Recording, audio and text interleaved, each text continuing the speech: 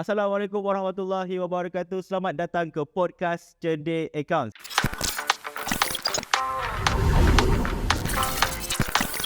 So hari ini tuan-tuan puan-puan, saya bawakan anda semua seorang tetamu istimewa, iaitu sahabat saya dan juga pelanggan saya, Encik Wasil Zamri. Sihat je Wasil Alhamdulillah sihat. Macam Okey. tu lah. So Encik Wasil dia ada syarikat agensi pemasaran, ataupun marketing agency, yang mana perkhidmatan beliau berkaitan dengan untuk buat advertising di social media. So jadi sebelum tu Encik Wasil nak tanya sikit, berapa lama dah start bisnes agensi pemasaran ni? Berapa lama start bisnes agensi pemasaran ke atau sebelum tu? Sebelum tu lah. Basically saya honestly start daripada sejak tahun 2018, hujung tahun 2018. Start dengan bisnes agensi pemasaran ni lah. Tapi pengalaman saya buat marketing ni memang daripada tahun 2015 lagi. Lama lah dulu, daripada tahun 2015 lagi. So dah 8 tahun lebih lah buat marketing ni. Cuma baru sekarang, baru tahun 2019 macam tu kita ada klien datang jumpa. Kita ada satu klien yang berminat nak buat iklan lah. So saya partner dengan saya punya partner sekarang. Dia yang dapatkan networking tu. Jadi dia memerlukan masa tu dia mahir di bahagian Facebook. Dan saya di bahagian Google dan back end lah untuk marketing. Jadi dia ajak saya untuk joint venture dengan dia dalam satu projek dengan klien ni. So dapat satu klien, dua klien, then after that kita rasa boleh pergilah.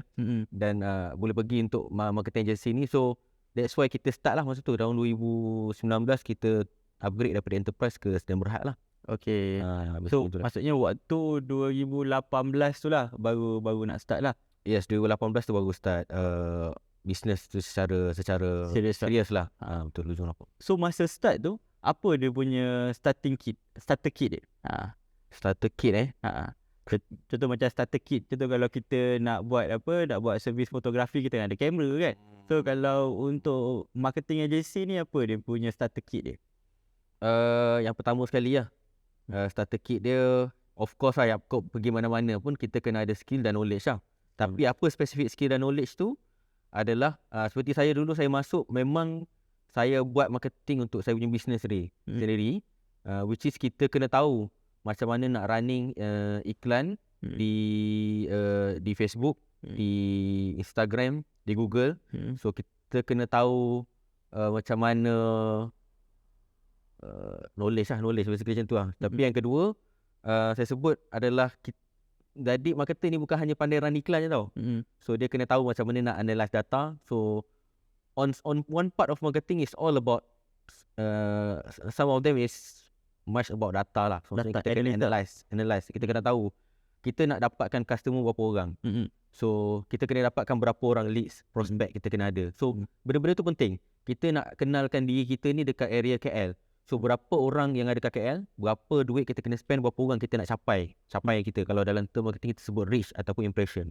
So benda-benda tu kita kena pandai analyse, dah pandai buat kira-kira. Yang pertama. Yang kedua, knowledge yang kedua kita kena ada adalah kreatif lah. So kita buat iklan untuk orang kan. So kita kena tahu apa benda yang menarik orang untuk bila kita buat iklan tu lah. Bila kita buat iklan. Yang seterusnya mesti ada laptop lah, of course. Laptop tu mesti ada, especially yang boleh untuk kita buat basic editing video, basic editing gambar. So laptop sangat-sangat penting. Sekarang ni banyak orang buat editing melalui telefon je. Tapi saya tak nafikan kelebihan telefon. Tapi saya boleh sebut bila kita nak go on very serious, on professional side, in the agency, memang kena ada laptop lah basically macam tu. So maksudnya sebab tu kalau tengok dekat market sekarang dah ramai orang yang buat servis marketing agency ni, betul tak? Maksudnya sebab apa? Untuk starting kit dia macam Cik Wasil kata, betul lah, knowledge tu satu part. Tapi dah ada laptop pun dah boleh start kat mana-mana lah. Betul. Dah boleh start jugalah, betul. Lagi dengan orang cakap YouTube sekarang ni dah bersepah knowledge kan. So semua orang dah boleh jadi start as a digital marketer. Tapi dia capai dekat at the end of the day, how they analyse the data itself lah. How they analyse the data. Sebab at last sebenarnya kalau kita betul-betul tak buat study tentang marketing, kita boleh tekan je lah. Boleh tekan. Betul bila customer klien tanya macam mana orang ni iklan ni. Saya dah spend dah. Inilah dapatnya. Jadi kita tak explain apa yang customer expect, apa yang dia nak, apa betul-betul objektif yang dia nak. So it's very important. Bagi saya itu salah satu key penting kepada kalau USP kami. Sangat penting untuk kita betul-betul tahu apa yang kita nak bagi pada klien benda tu. Kadang-kadang mostly kita cakap seorang pula, tapi maksudnya saya pun pernah di level tu. Kita hanya tekan iklan, tapi bila kita nak present kepada klien, dah tersangkut dah. Sebab kita mungkin boleh tahulah, tapi kita nak explain pada klien apa expectation dia. So itu penting lah benda tu. That kind of skill untuk kita communicate dengan klien tu penting. Maksudnya dia nampak je senang kan. Nampak je senang buka laptop kan. Masukkan kita punya payment, tekan Masa payment tekan boleh. tapi result tu Nak tengok yang mana? Nak tengok apa? Nak tengok CTR ke, nak tengok reach ke, nak tengok impression ke, nak tengok conversion ke. So macam mana kita nak nilai benda tu? I see. Okay. So jadi kan nak tanya kat Cik Wasil sendiri kan. Okay. So untuk ads yang sehingga hari ni kan, berapa banyak dah tekan ads untuk sebulan? Kita cerita pasal sebulan lah, bukan setahun lah kan. So basically kita ada beberapa klien lah, dan kita pun ada juga run untuk kita punya business sendiri. Roughly around dalam 300,000 lah sebulan kita run. 300,000 sebulan? Ya, 300,000. Around that budget lah. So memang kita ada klien yang konsisten dengan kita. Dia ada yang buy project, ikutlah, ada project yang 10,000, ada yang 20,000, ada yang konsisten lah. So roughly kita punya budget kita spending macam tu lah. 300,000. 300,000 ni macam kita dah beli cash apartment setiap bulan lah. Lebih kurang lah. Lebih kurang kan. Lebih kurang. So Mark Zuckerberg ini adalah penyumbang terbesar kepada anda, 300,000 sebulan kan. Jangan lupa bagi lebih sikit token. Lebih sikit. Panggil lah sikit event. Kan, panggil lah sikit event kan.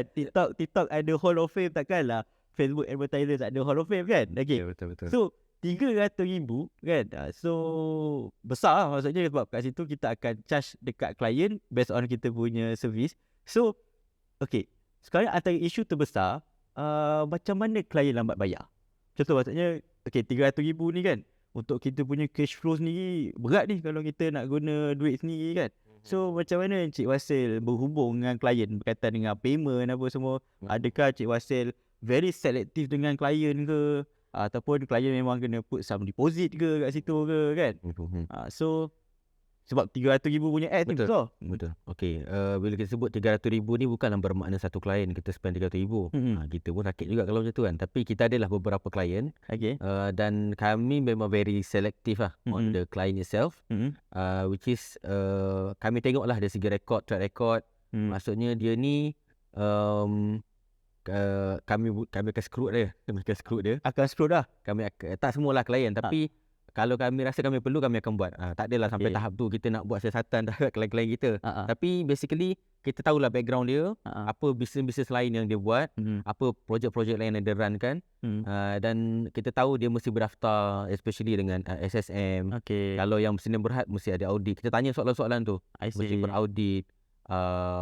Kalau dia NGO, dia adakah dia audit dengan baik, dengan betul. Benda tu penting lah untuk kita tahu supaya kami ni boleh untuk keep updating dengan diorang. Maksudnya diorang ada maksudnya daripada sudut tata kelola ayat tu tadi. Tata kelola urus yang baik kan. Tata kelola yang baik. Jika okey, maksudnya kita pun seronok lah. Yang pertama, maksudnya kita memang tapis lah benda tu. Dan every of our client memang kita minta proposal.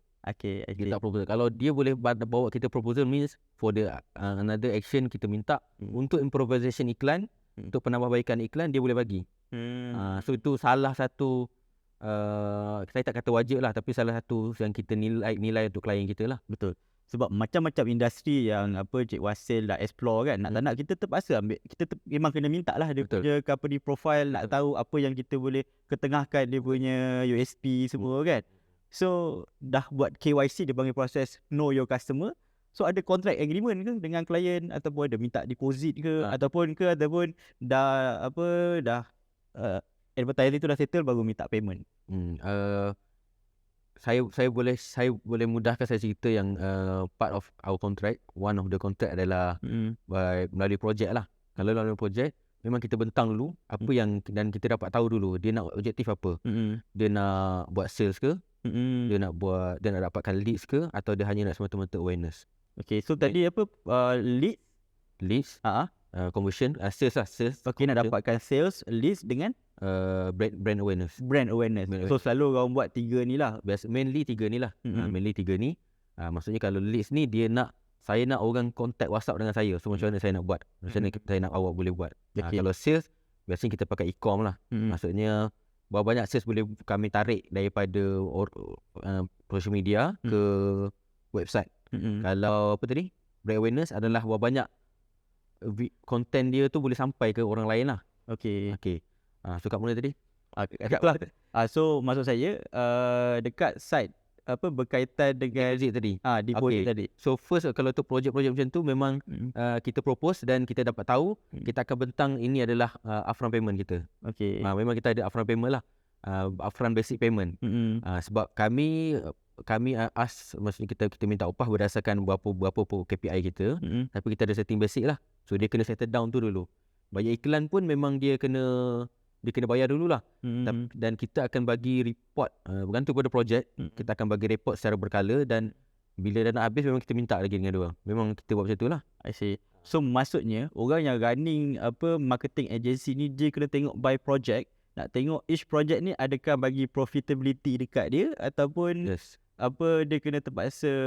Yelah, kadang ada projek yang contoh ni untuk awareness, return dia cantik kan. Yang ni untuk list, dapat data yang dia nak. Yes, betul. Okay, so soalan saya seterusnya, macam mana kita nak tahu ads tersebut berkesan dengan advertising yang kita buat?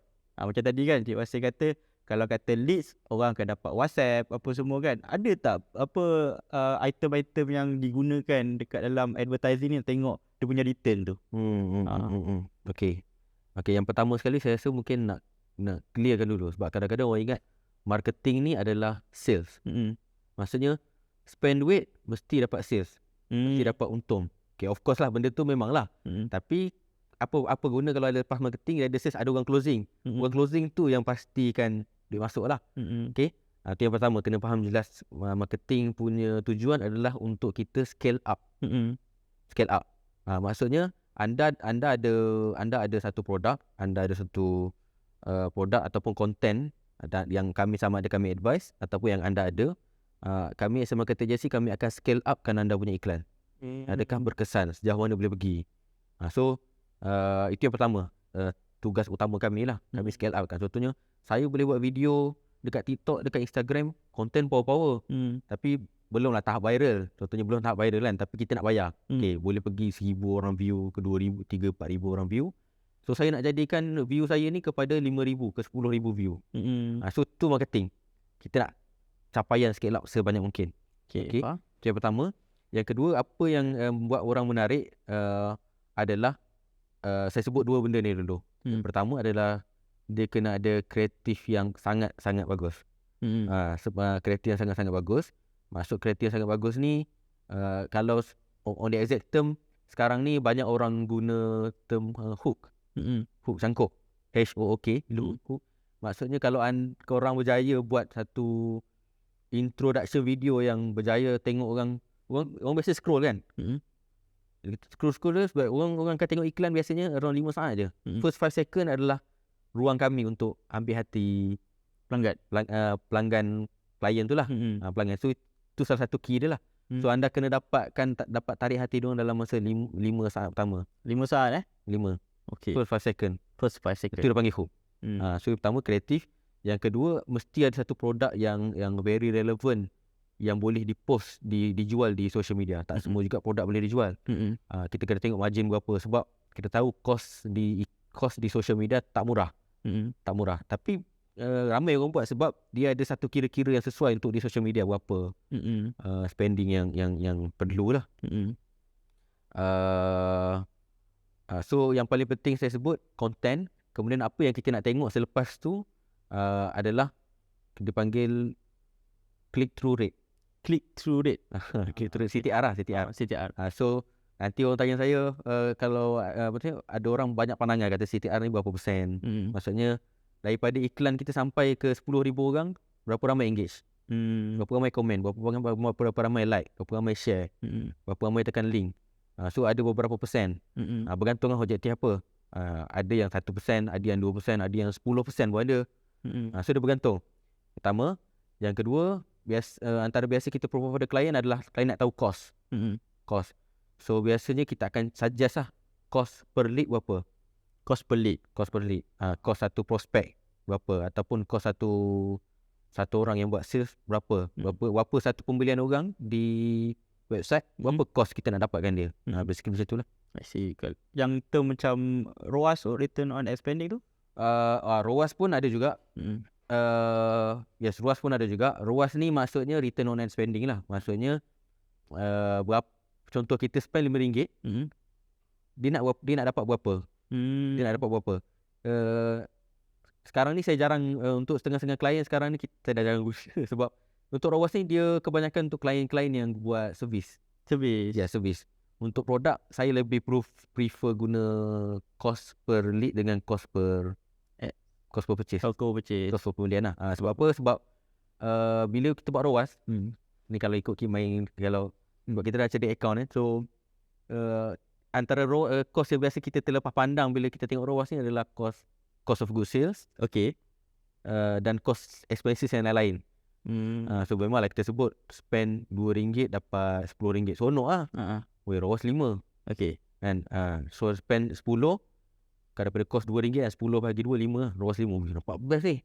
Tengok kira gaji orang ni berapa, lepas tu barang lagi, lepas tu jualan cuma memanglah dapat ROAS 5 tapi spend tekan duit 200 je. Dapat berapa?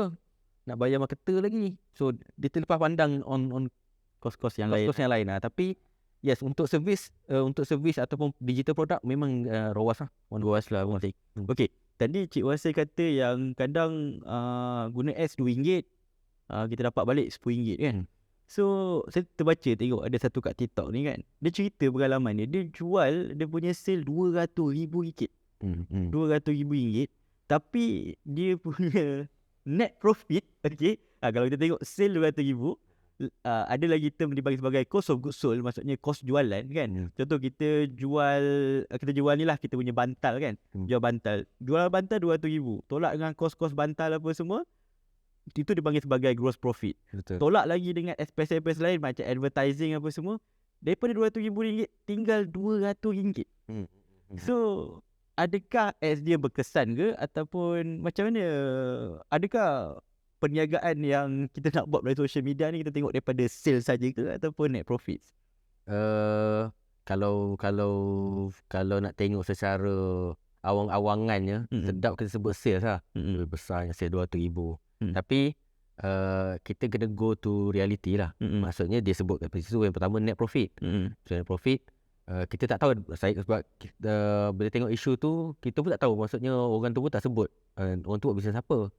Kalau dia make affiliate, ada cost affiliate, orang tu dah untung dekat situ. Tapi kalau dia spend marketing, maksudnya cost perbelanjaan yang besar tapi gaji tak dapat 200, gaji dapat mungkin RM1,000 je dia simpan kan. So tak berbaloi lah. Tak berbaloi. So tu something yang very much kena consider lah benda tu. Dan itu yang pertama. Yang kedua, bila kita sebut benda tu berlaku di TikTok kan. So maksudnya bila sebut marketing ni dia very much fluctuate lah. Fluctuate. Ada masa okey, ada masa tak okey, dan dia bergantung pada social media pula. So TikTok is very new. Saya tak adalah sebut sangat baru. Very new dalam paid advertising. Dalam konten saya boleh sebut TikTok one of the top lah. Gitu, kalau orang buat konten cepat FYP kan, cepat naik, cepat viral. Tapi dalam paid advertising is quite new lah sebenarnya. Quite new. Dan polisi boleh berubah dengan banyak. Sebab masih baru. Tapi di Facebook dia dah lama.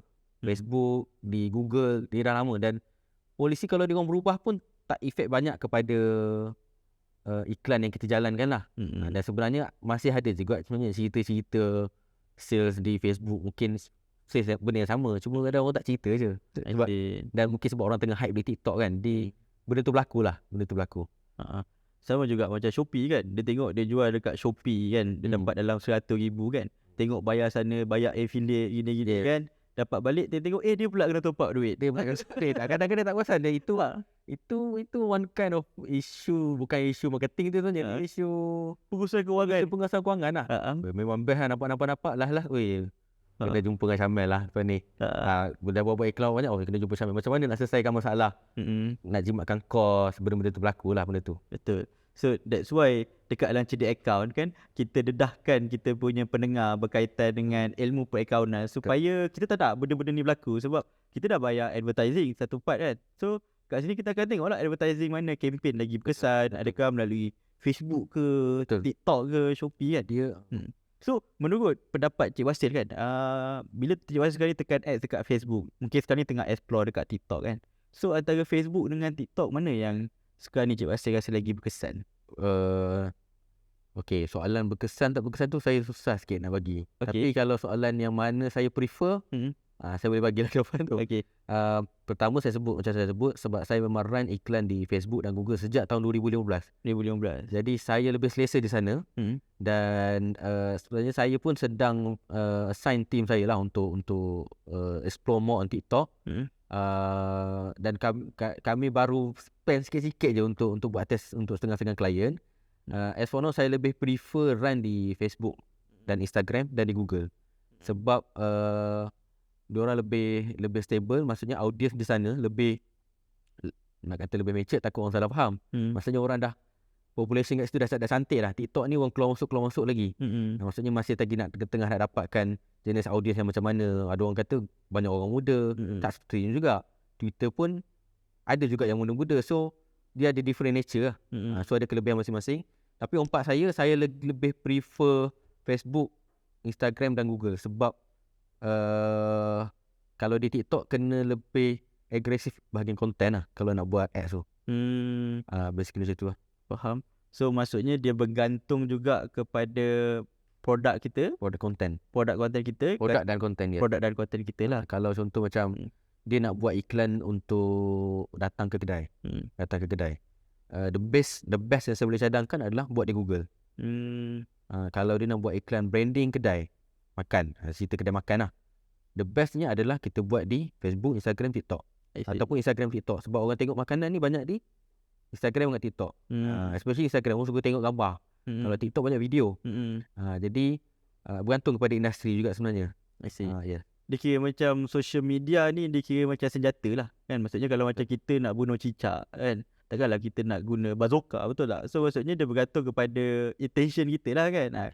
Kalau nak bunuh lalat, gunalah senjata yang nak bunuh lalat, betul tak? Betul. Okay. So Cik Wasil juga tuan perempuan, dia ada satu kedai kopi dekat Mangsa Maju, nama dia Waza Coffee Waza Coffee. Okay, nama dia Waza Coffee. So tuan perempuan boleh pergi kat sana untuk dapatkan kopi yang sedap. So ni iklan berbayar Kopi yang luar biasa. Kopi yang luar biasa. Okay. So saya nak tanya Cik Wasil, sekarang ni kalau ikut kita punya tempoh podcast ni tengah dalam musim pilihan raya kan, musim pilihan raya. Dia kita cerita pasal politik, kita cerita macam mana market advertising bila berlaku pilihan raya. Adakah kos iklan akan jadi lagi mahal ke, ataupun kita punya iklan terbenam ke kan. So adakah kita kena bayar lebih lagi untuk be outstanding dekat bila kita buat ads ni? Okay, itu satu persoalan yang satu persoalan yang ramai yang tak berapa jelas lah tentang macam mana Facebook charge cost ataupun social media ni charge cost lah. Kebanyakan di social media ni mereka menggunakan kaedah bidding, especially di Facebook dan Instagram lah. So apa saya sebut Facebook dan Instagram, sebab dia ada Instagram ni dia boleh oleh Facebook so mungkin ada yang tak clear. So Instagram boleh oleh Facebook, jadi iklan pun memang sama je. Facebook, Instagram sama je. Jadi mostly iklan di-run oleh berdasarkan bidding lah. Jadi contoh andai kata kan, untuk kalau pilihan raya berlaku, parti politik nak run iklan melalui Facebook ataupun Instagram, katakan sepatutnya kita sebut market, orang spend lebih kurang sejuta, saya sebut sejuta lah sehari contohnya. Masuk PRN, orang spend lagi sejuta lah contohnya. Kos boleh jadi double lah. Matematik tu kena tengok balik. Tapi secara biddingnya macam tu. Untuk dia naik ke atas, bila masuk PRN ni, of course, bila mana ada bajet yang besar, jika ada bajet yang besar lah, kita kena bid lah dengan parti-parti politik ni. Pilihan raya. Okay? Sebabnya wallahualam, tapi of course lah untuk iklan-iklan campaign dia orang tak ada masalah budget, saya pun tak tahu. Tapi kita sebagai kadang-kadang small company ataupun medium company, kita very Limitation budget. kita very limitation dan kita very peka dengan ROAS kita lah, return investment kita lah, dan cost kita. So itu something yang very very mencabar lah. Kalau company-company yang buat macam brand awareness, saya rasa tu company besar dia tak ada masalah. It's just satu ombak ataupun satu halangan je sementara. Tapi untuk setengah-setengah company kecil, dia akan effect dan harga memang akan mahal.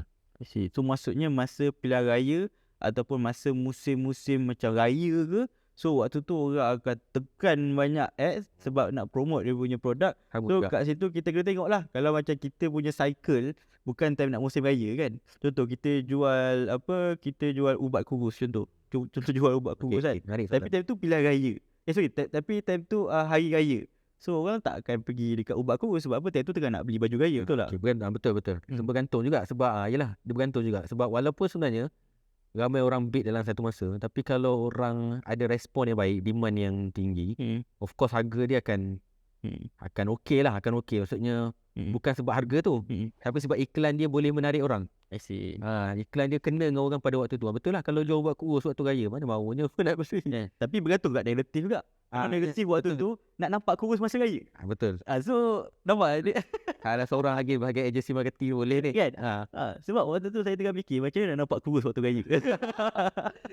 Dah plan lah. Dah plan dah. Tapi tak lalu kat timeline. Tu saya pelik tu. Orang jual ubat kurus ni takut agaknya waktu tu kan. Okay. Tapi basically betul lah, menarik macam tu.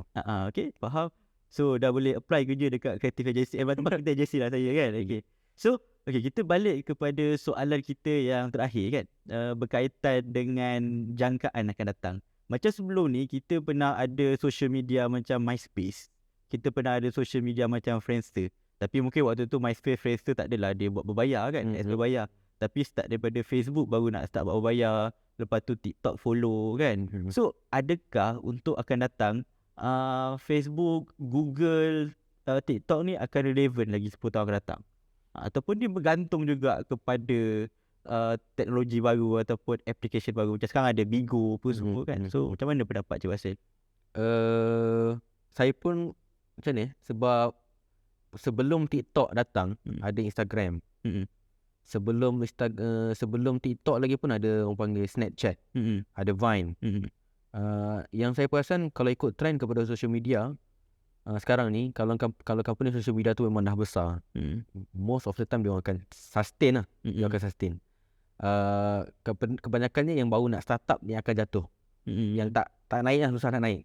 Macam Vine, kita pernah dengar Snapchat. Snapchat pun kuat di setengah-setengah negara. Contoh lagi macam apa tadi, MySpace sebelum ni. Tapi kalau tanya saya, kalau specifically Facebook, saya tak rasa dia masih lagi relevan lah untuk akan mendatang. Sebab setiap social media tu ada konten yang berbeza. TikTok fokuskan kepada short content, Facebook lebih kepada konten yang panjang, ataupun tulisan yang panjang. Di Instagram orang lebih suka tengok gambar dan video. Di YouTube orang nak konten berinformasi yang panjang. So setiap daripada social media tu akan ada kelebihan masing-masing lah. So bagi saya, dia tetap akan relevan untuk akan datang, dan seterusnya. So saya tak rasa dalam masa 10 tahun dia akan jatuh. Sebab Facebook ada banyak pengalaman. Dia beli company, dia beli WhatsApp, semua macam-macam. Sama macam Google lah kan. Macam Google, that's why kita fokus kat Google ni lebih pada untuk advertising kat Google, macam untuk ni macam untuk apa nama dia, SEO, yes, kan, SEO, search engine optimization. Yes. Okay, so basically kita kena cari tools, shortcut yang memang established lah. Yes, so that barulah kita berbaloi lah, kita spend nak belajar guna Google Ads ke kan, ataupun Facebook Ads ke. Tambahan juga, ramai juga yang kata kalau naik TikTok ni Facebook akan jatuh. Dan benda tu dah berlaku dah tahun-tahun sebelum ni. Naik Instagram, Facebook akan jatuh. Akhirnya tak jatuh juga kerajaan Facebook ni. Akhirnya tak jatuh juga. Sebab macam saya sebut, dia dah matured. Market dah matured. Dia punya social media tu dah matured. Jadi ada je orang-orang yang akan kekal lah. Melainkan dia orang tak buat sebarang perubahan. Kalau perasan Facebook pun even lah buat reel. Dia nak follow macam TikTok juga. Facebook pun ada buat story dulu, Instagram buat story dan Facebook ikut. So selagi mana dia boleh berubah, dia insyaAllah lah boleh akan sustain lah. Dia akan relevan lah kat situ. Relevan. So maksudnya kita as a digital marketer, kita kena keep update lah. Kalau macam tiba-tiba dia ada risk, macam mana kita nak guna ads untuk risk punya ni kan. Yes, betul. Okay, so jadi kat situ digital marketer dia kena ada flexibility dekat situ dengan tengok client punya needs lah. Yes, betul. Kan? Betul. Macam Cik Wasir kata, kalau client Nature. nature punya business tu banyak tulis benda panjang-panjang, okay, pergilah kat Facebook kan. Yes, betul. Janganlah nak tulis panjang-panjang pergi dekat Instagram. Betul. Mana orang nak tengok. Kan, mana orang nak tengok kan. TikTok pun bukan tulisan. Video lah. Okay, so macam LinkedIn, macam mana? LinkedIn? Okay, LinkedIn pun menarik juga. Kita tak masuk lah lagi. Tapi LinkedIn more on corporate atau B2B punya level lah. Okay. Dan LinkedIn lebih kepada promote untuk level corporate lah. So sebab kebanyakan yang masuk situ adalah orang yang nak kerja, ataupun company yang cari pekerja. Jadi contoh-contoh yang saya boleh bagi contoh bisnes sesuai adalah event yang buat recruitment, company yang nak buat recruitment, dan lain-lain lah. So maksudnya kalau macam dia punya corporate branding, dia nak promote company dia, dia punya work culture dia, dekat LinkedIn lah is the best place lah. Kalau jual minyak urut kan susah sikit. Tapi bergantung juga dia punya content kan. Bergantung lah. Ada penat bekerja seharian kan, boleh lah. Itu yang bestnya marketing. Dia tak ada very specific answer lah. Maksudnya kalau content menjadi boleh je sebenarnya. Kan. Macam itulah lebih kurang. Okay. Sebab macam LinkedIn punya dia lebih kepada berbayar juga. Kalau ada yang LinkedIn premium kan. So nak cakap dia sekarang ni, dia orang punya ni business model lebih kepada bentuk premium lah. Free, kalau nak bayar dia kena berbayar sikit kan. Okay. So terima kasih untuk sesi pada hari ni berkaitan dengan digital marketing. So sebelum tu, kalau Cik Wasil ada apa-apa kata dua ke, nak bagi nasihat sikit dekat sahabat-sahabat kita yang baru nak belajar tekan ads kan, yang baru orang cakap baru pergi kursus digital marketing ni kan, baru pergi Sifu kelas 3 ni ambil bisnes online, dah kata aku nak buat digital marketing ni kan, mana tahu boleh dapat apa revenue besar kan. So mungkin ada nasihat sikit dekat diorang, Cik Wasil. Nasihat saya rasa saya pun baru lagi, saya pun segan juga. Tapi saya ada banyak kawan-kawan saya yang banyak buat freelance. Dan dia ada freelance, kemudian dia build up the company. Dia build up company, dapat buat dalam 10 orang, 15 orang. Kemudian dia balik pada freelance balik. So saya boleh sebut marketing, digital marketing especially digital marketing ni dia punya market sangat laju. Perubahan teknologi, dia mengikut perubahan teknologi yang sangat laju. Jadi marketer memang kena catch up lah dengan perubahan-perubahan polisi yang berlaku. Contohnya isu macam nak buat video berbentuk real. So kena very agresif lah dalam buat konten. Kalau hanya setakat selesa buat konten 5 tahun lepas, memang tak boleh pergi lah. So nasihat saya adalah supaya keep updated, seperti mana isu semasa, maksudnya dia very very agresif lah teknologi perkembangan ni. So kena peka lah juga. Okay. So jadi tuan-tuan perempuan, kenapa kita panggil Cik Wasil ni, kalau ikut staff dia dah ada lebih daripada 10 orang. Okay. Kalau kita boleh kongsi sikit, dividen dia pun 6 angka.